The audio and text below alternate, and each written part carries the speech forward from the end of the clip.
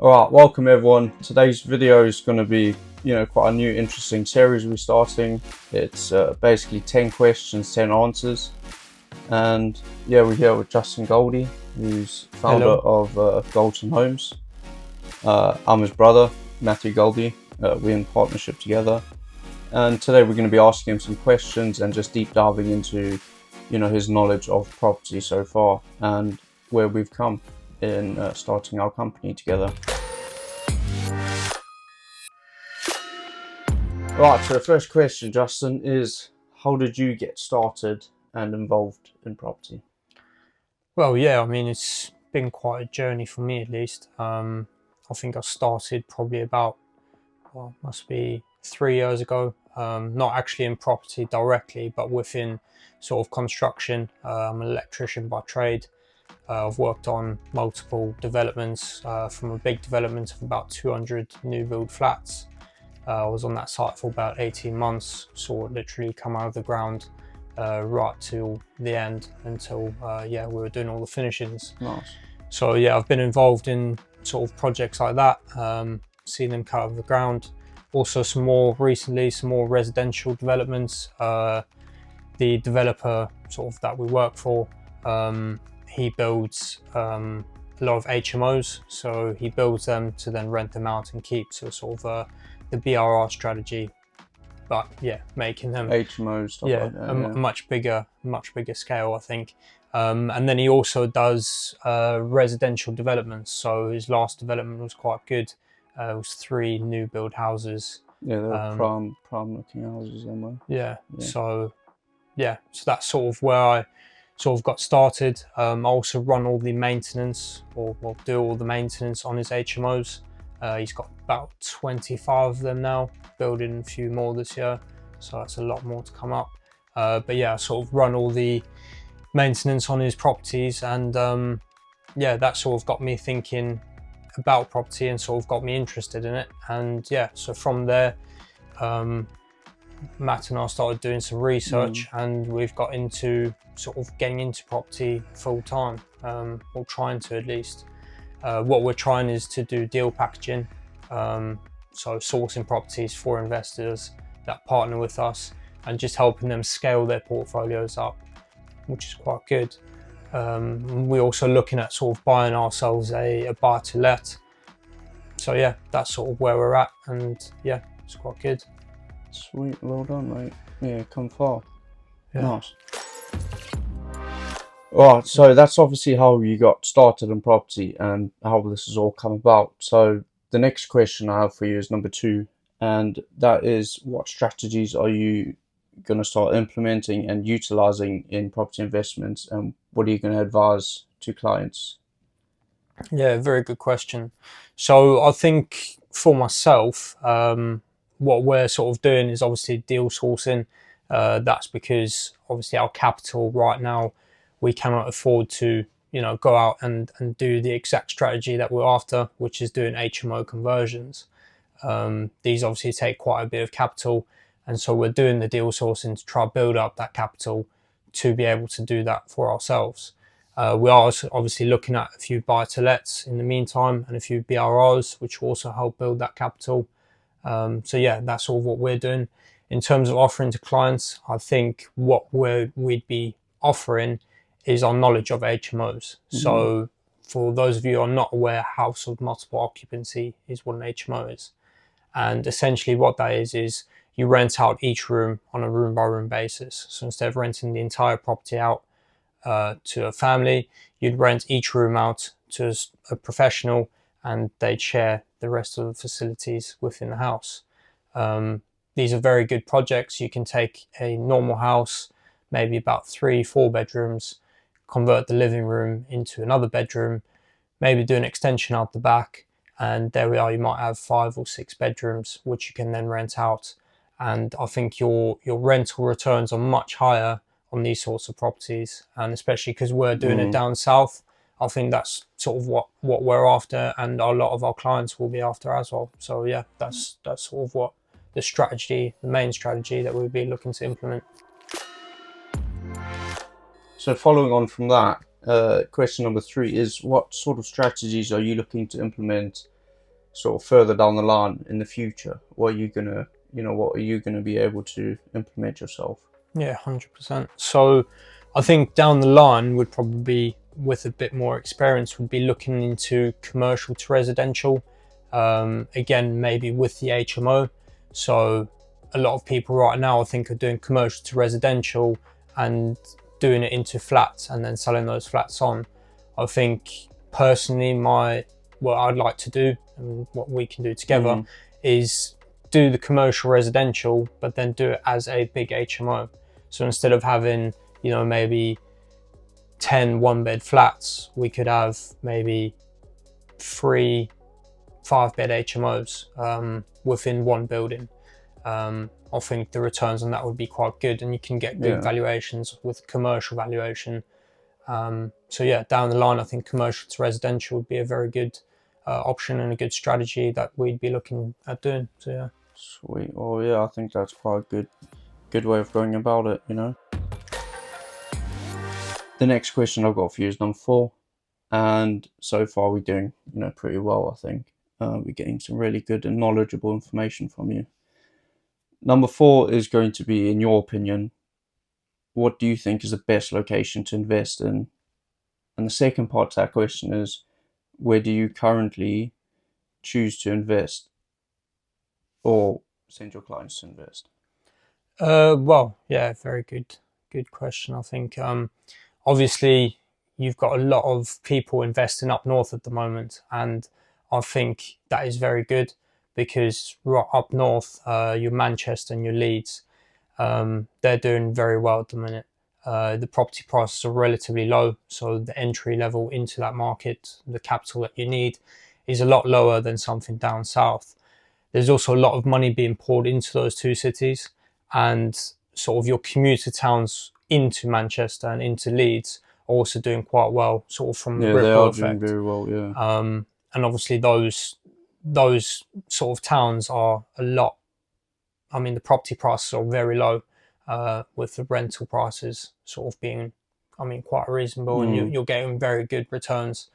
And sort of being able to, once you refinance, if you do a BRR, you can pull a lot of your money out. So I think, Manchester and Leeds and sort of the community towns surrounding those areas, obviously do your due diligence within each area. Not every city is going to be perfect. You can't just say go invest in Leeds and then just go buy a house in anywhere in Leeds. Yeah, exactly. You have to research it. You have to research it. You have to know, talk to other deal sources that are up there, have more knowledge of that area. We obviously have knowledge down here, sort of South London. That is our area. We know that area. If we had to go up to Leeds, it would be a completely different ball game. Yeah, 100%. And we'd probably end up talking to some deal sources and agents up there to sort of understand the area. Try and find out what the So I think definitely up north is the best in the UK at the minute. Sort of where we're looking to invest. Down south, I think it's really good.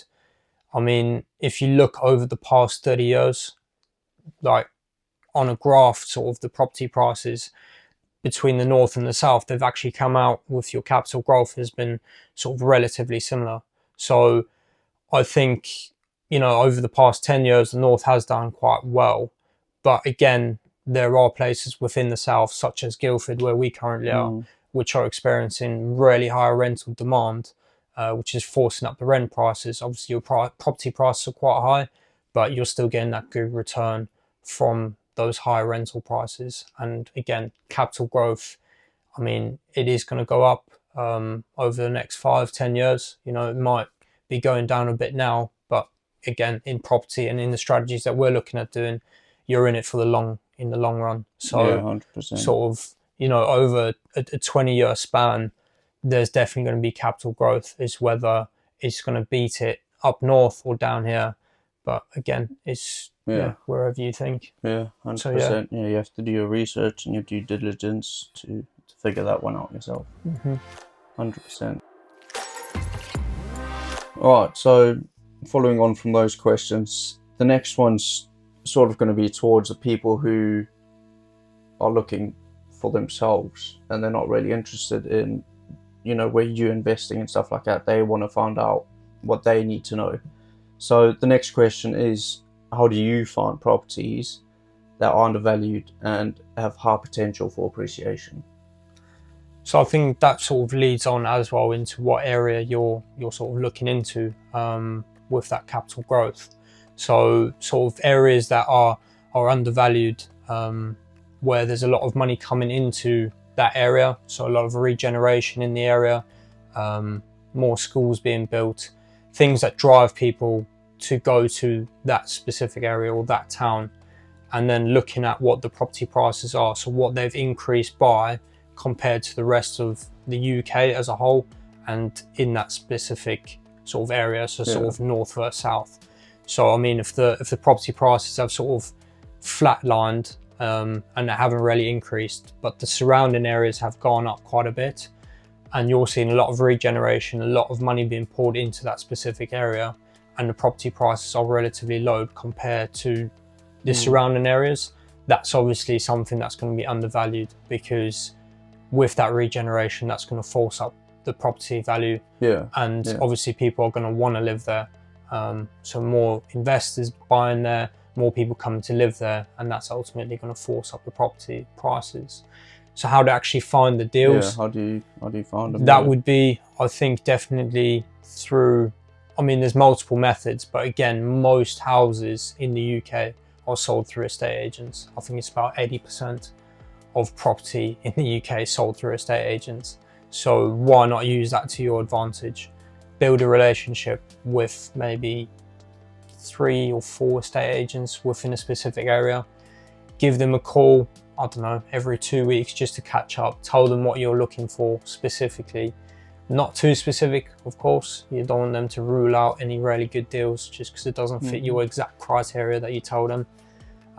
So yeah, speaking with estate agents, just understanding where the good areas are with them as well, and understanding what's undervalued, because if you're not local to that area, they're also going to have a much better knowledge of that area and what are the good places, sort of, if you're looking for a buy to let or maybe a BRR, where the best places are for those properties, and if a property is undervalued. But again, be wary, because estate agents do like to, I mean, they are trying to sell you a house, so there is a lot of salesmanship going into that. So look at it, analyze it, like I said before, against the other surrounding areas and the money going in, what you think the property price might increase to, and if it is really a good deal.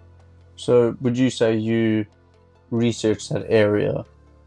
If that area is looking decent, then would you go and start looking for specific properties on the market and then go to the real estate? Yeah, so I think sort of what we've done is, our area is south London, what's it, southwest London, and Guildford's sort of Surrey. And sort of what we've done, I don't know if you've seen it, but it's in the Google Drive. We've got a map basically mapped out of all of the areas that we think are really good investment areas. Or target areas. Yeah, the target areas. So, and basically gone in there, the areas that we think are really good, and then analysed those areas fully. So gone onto the government websites, or was it the council websites, found out what projects are currently going on. So I think we're looking at a flat at the moment, which there's a lot of regeneration happening right around that area. I think they're building about 1,500 new homes, literally within, like, next door to the property. And ultimately that's going to boost the house prices within that area. But yeah, and then sort of just adding all those things to your map, and then going on to, you know, I mean, you can look on Rightmove, but obviously all the really good deals are possibly going to be gone off Rightmove, because you've got people all the time. I mean, property investment isn't something new. There's loads of investors who are always looking through Rightmove and through the estate agents' websites for these deals. So again, you have to be quite quick if you are going to just be looking at Rightmove. But if you are talking with an estate agent, there might be a property that's just come on before it goes onto their website, before it goes onto Rightmove, that you can take advantage of that exclusivity, sort of having built that relationship with the estate agent. So yeah, decent. I think that's a good way of going about it, you know, researching the area and then going to the estate agents and then from there. Of course, there are other ways of doing it. So you can sort of hang up posters saying that you're looking for houses, send out letters. These are things we've done, and they work quite well. Sort of also going around, just walk around an area. If you see a house that looks a bit, I mean, this is obviously quite time consuming, but yeah, just driving around an area, noting down all the addresses and sending a letter to those addresses where you think potential in a specific property. Maybe you see that, you know, everyone else has done this extension on that road and that person hasn't, and the house is looking a bit tatty. You could then get in there and maybe force the value up and refinance it or sell it on for a profit. So that's another way that you could also find undervalued deals. Yeah, so I guess that's a really good way of, you know, trying to find really good properties that have got high potential for appreciation. The next question is going to be more focused on the building aspect of things and extensions and stuff like that.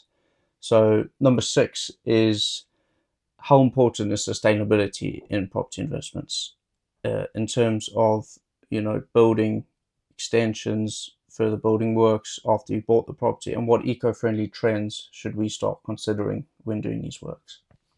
Yeah, so I think it's definitely a good idea to maybe spend a bit more money on those more eco-friendly products. So sort of the main one would be insulating that property more. So if you're going to be doing a big refurb, if you're going to be doing a big refurb where you're sort of going back to brick, going in there and making sure that the insulation is tight, well, sealed off, and it's really well insulated, is going to have a big impact sort of on your property and the maintenance within the property over the next couple of years. And the reason for that is, let's say, I mean, mainly for an HMO where you're paying the bills. So as an HMO owner, a lot of them, the tenants will pay the rent, which includes the council tax, the electricity bill, obviously the gas bill, and all those sorts of costs. Now, obviously within that, it's your heating costs. Making sure that your house is well insulated is going to mean that your costs for heating are going to drop dramatically. Yeah. Like, big time, save you energy. Yeah, as well, 100%. And money at the and same then time. Let's say, I mean, even for buy to let, you've gone in there, you've installed a brand new boiler, but you haven't insulated the house properly. That boiler during winter is going to be running constantly just to keep that house warm, especially if you've got tenants who like it, you know, maybe, I don't know, 25 degrees. Yeah, they want it toasty in there. Yeah, I've been in a few properties where tenants have had that, the heating right up, and you walk in there and you start sweating immediately. Yeah. I don't know how they live like Crazy. it, but they do. And I mean, you will get tenants like that, and your boiler will be constantly running if the house is not well insulated. So that's going to put a lot more strain on your boiler, and you will end up replacing that, you know, in a much shorter time than you would have. Like, I mean, a boiler should last you quite long, but you know, if it's running constantly throughout the winter, it's going to end up costing you later down the line. And what sort of things in terms of, you know, solar panels, windows, you know, stuff like that you're adding onto the house that you might look over them and just sort of float them out the way and say they're not important. How important are they actually? Well, yeah, I mean, with your windows, that again, that's your insulating factor of it. You've obviously got your wall insulation and your windows. So your windows is where you're going to lose most of your heat. I mean, if you just had a single glaze, most of your heat's going to escape through there. Yeah, quite easily. So, There's an air barrier between them, isn't there? Yeah. Most houses nowadays, I mean, unless it's very old and hasn't really been refurbed, you're going to have double glazed windows. I mean, there's adverts on the radio for triple glazed. In 10 years' time, they're going to have quadruple glazed. And I mean, soon enough, you're going to have windows this thick. So who knows? But yeah, at the minute, I would say as a minimum, make sure that the house has double glazing. And yeah, I mean, proper insulation. Yeah, proper insulation. With solar panels, the government is, I'm pretty sure, giving out sort of grants or sort of helping out people getting into solar and sort of helping reduce the actual initial cost of putting it on your roof and getting it installed. How much like heat pumps as well? They got grants for heat pumps as well, more energy efficient. Well, I mean, any new build that you build now has to have a heat pump. I don't know if they're bringing that into different councils will have different rules, but most councils now, a new build will need a heat pump installed within in the property. So yeah, but again, different heating systems. I've seen some people just go straight away from, you know, steer clear of gas, not even bring that into their property, or cut it short at the a lot of install. new places don't have it for most of the heating. Well, they have the stuff, heat pumps running, but I've also seen where some people have not had a heat pump and they've literally just heated it off immersion heaters within the ceiling. Now you may think, oh well, you know, your heating costs are going to be massive. That immersion heater was actually only heating the hot water for the showers and the kitchen. The heating within the actual rooms and stuff were through the new infrared heaters, which are really good. It is obviously quite a new technology, so it is quite expensive to put in. But yeah, it definitely is something. Panels in your ceiling. It might also be quite unsightly, but again, that was in an HMO, so it's sort of. They do warm the rooms up quite well, though, to be honest with you. And very quickly. So they are quite good, but yeah, definitely something to have a look at, infrared heating panels. So obviously sustainability at the moment is really big. Obviously the cost of putting all these features into your house is quite high at the beginning, but in the long term it does save you money. So the next question is going to be more about investing. And yeah, so number 7 is, why is investing in property such a good investment? And how does it compare to other investments such as stocks? Well, yeah, I think that's, you know, property has always been a really good investment. It is a lot of the time quite slow, but again, there are loads of different strategies within property. So, you know, you've got your rent to rent, your serviced accommodation, your commercial to residential, you've got other sort of developments, you know, residential developments. And a lot of those are sort of like, you don't actually own the property, which is, you know, you can get into property without actually owning it. And there's huge upside potential on those sorts of deals. But I think mainly what a lot of people would want to know is, why is it good? And what a lot of people within property do is just do buy to lets. So I think I'll base my answer sort of off that. When you buy to let, the minimum deposit you have to put down is 25%. So you can borrow up to 75% of the value of a property, which ultimately means that money is borrowed to you. So you don't actually have to have that capital there. So leveraging your money, right? Yeah, you're leveraging your money. That's exactly the word I'm looking for. And yeah, so essentially when you gain a return, you're paying that return on your money that you've invested. So for example, if a house is worth 100,000, keep the figures simple, just there, you're only investing 25,000. Of course, you've got other costs, sort of, if the house needs a bit of a refurb, and your purchase fees, you know, your stamp duty, your solicitor's fees, your broker's fees, to add on to that. But to keep it simple, let's say you've put in 25% at 25,000 and you've loaned the 75,000. Now the property goes up in value of 2%. So on a £100,000 property, that is £2,000. Now that £2,000, you're getting that full amount. So that is the power of property. The bank doesn't get that appreciation from it. And obviously that's not cash in your bank. That's when you sell the property, you only realize that you've sort of gained that money. But again, that is the power of property. It is a bit longer. You have to wait maybe 10 years. And the property price, you know, I mean, you hear a lot of the time people saying, you know, on average property prices have doubled every 10 years. I don't know how true that is in recent times. I mean, if you look at property prices 10 years ago, I don't think they've doubled exactly. They have gone up though. They definitely have gone up. And that's the thing, is that if you've only put 25% down and the property's gone up, let's say 50%, you've essentially, well, what have you done? You've doubled your money. Just by waiting.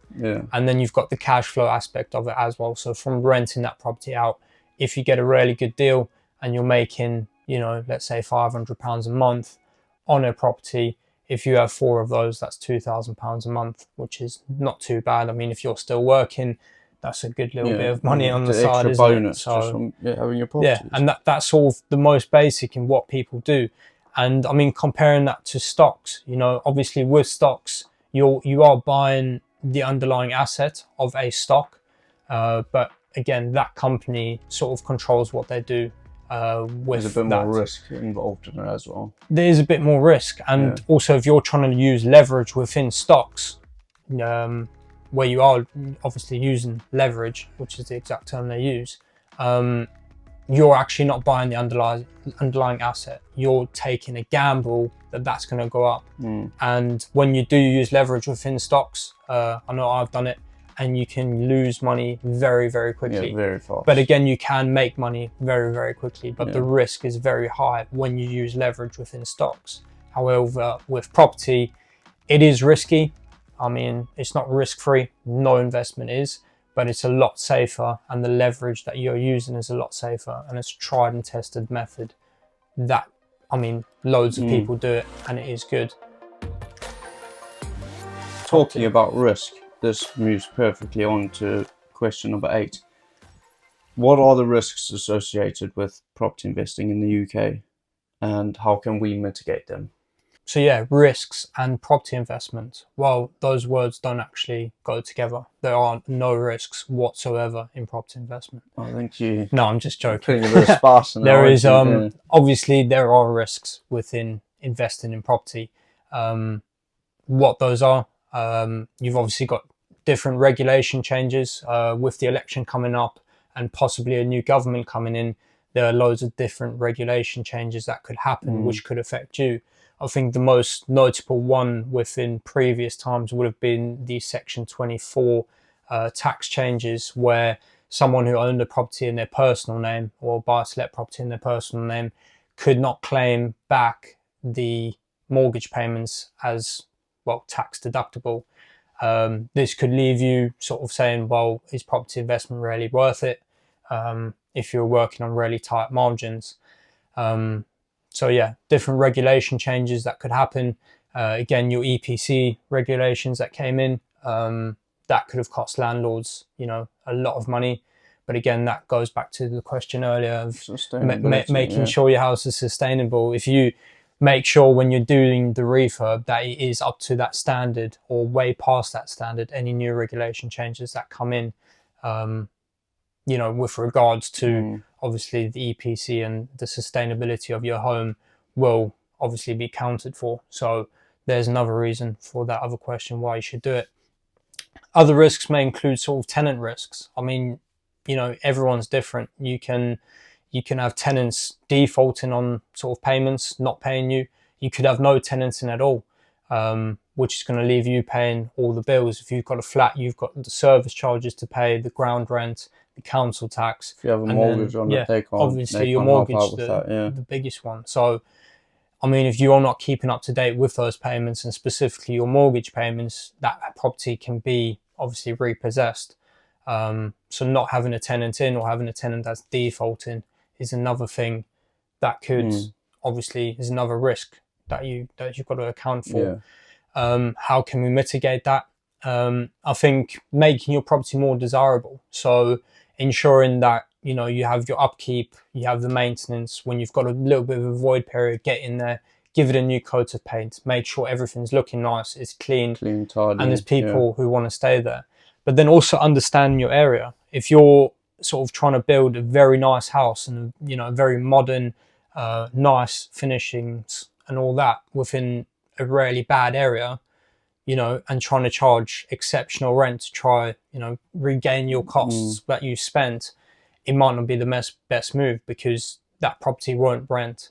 So sort of also knowing the area and then screening your tenants. I mean, if you're going through an estate agency, they will probably have a screening process beforehand, and the tenants will have to give references. But again, that is a risk you're going to have to take, and depending on the area, I mean, it all comes down to area. The risk and reward, you weigh them up, and I think most of the time reward comes out a lot higher. So 100%. Yeah.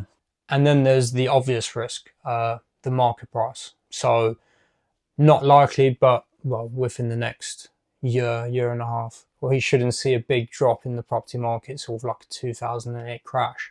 But again, that could happen, and there's another risk. But obviously, if that happens, a lot of other investments, your stocks, and Everything goes down. everything sort of goes down. But at the end of the day, everything sort of goes back up from there. I mean, not everything, but a lot of things. A lot of properties have come back from that big crash in 2008 and actually gone a lot higher. So if people could have or did keep their properties back then, they try to. Yeah, like, if it does happen, they would have made obviously quite a bit of money. Mm. But then again, if you're sort of doing developments or something where you're doing a flip, maybe the end value of the property, if you've got development finance that you have to pay back, those are normally you have to normally pay them back within a year, depending on what it is. So like a bridging loan.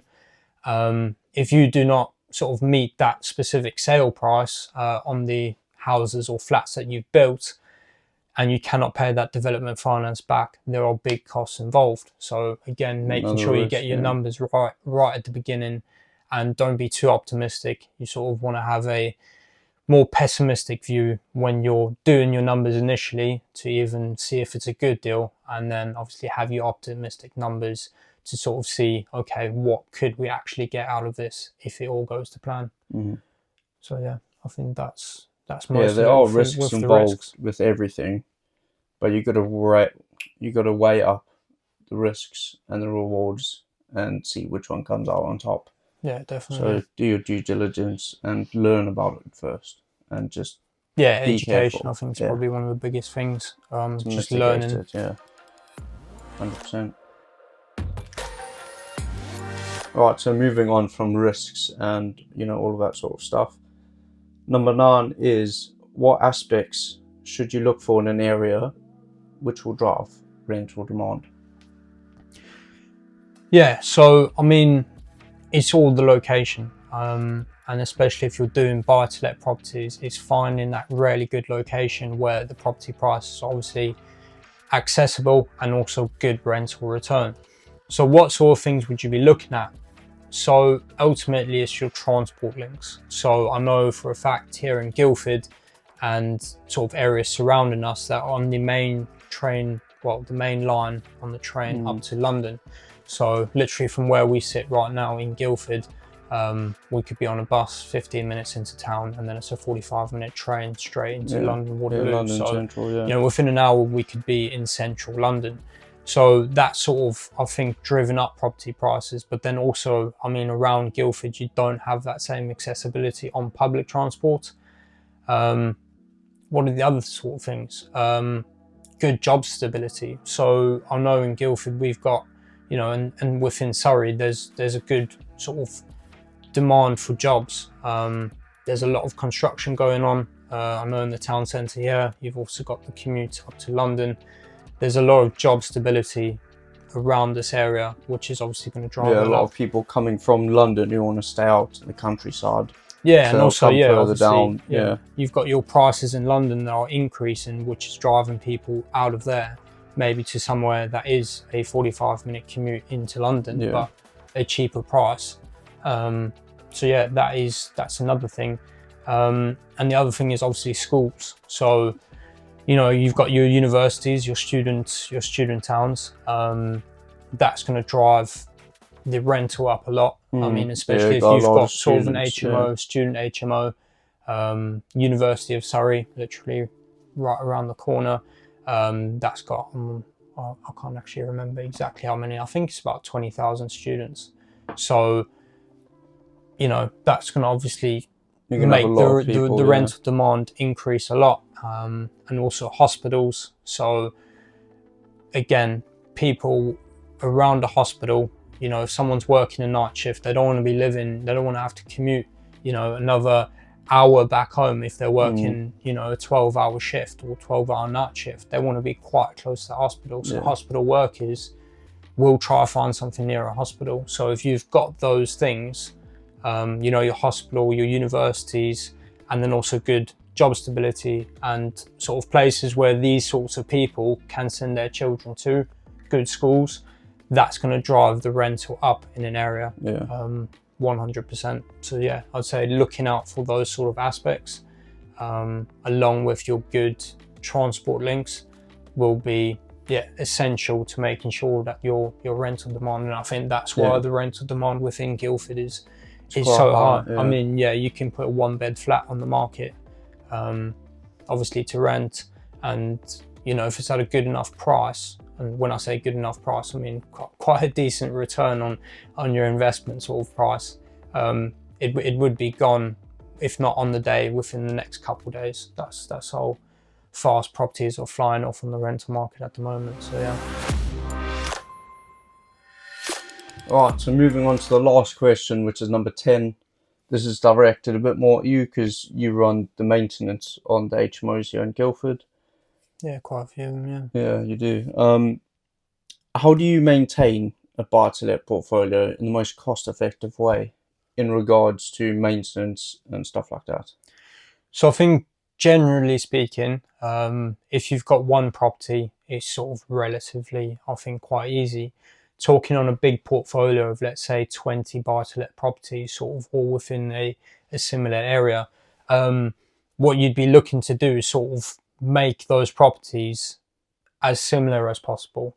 So if you are doing sort of a refurb to each property, putting in a new kitchen, put in the same stuff, the same sort of taps, or literally exactly the same sort of taps, because a lot of the times those are small bits where you know, a cartridge in a tap could go, and that could cause, you know, sort of a drip out of the tap. Rot your cupboards out. And, well, not, I mean, well, you'd be not dripping a drip, into the sink, or you've got your leaks, but you know, sort of things like that, where if you have a maintenance man, or if you know that that's the specific model, when you call the maintenance man up and say, look, can you go do this? He either already knows exactly what part it is, so he can go straight to, you know, the wholesaler, get the part, go to the property, or he's got them in his van already, because he knows to keep those sort of exact parts. So if you've got all the same taps, and I mean, I'm talking for everything, all your appliances, stuff that normally breaks, you want to keep the same. So, you know, obviously all your light switches, all your sockets, keep everything the same, because the biggest cost, I think, within, you know, obviously sending a maintenance man out, sending an electrician out, sending a plumber out, if they're changing a part, they have to go to the job, have a look at it, look at what the part is, go to the wholesaler, come back, fit the part.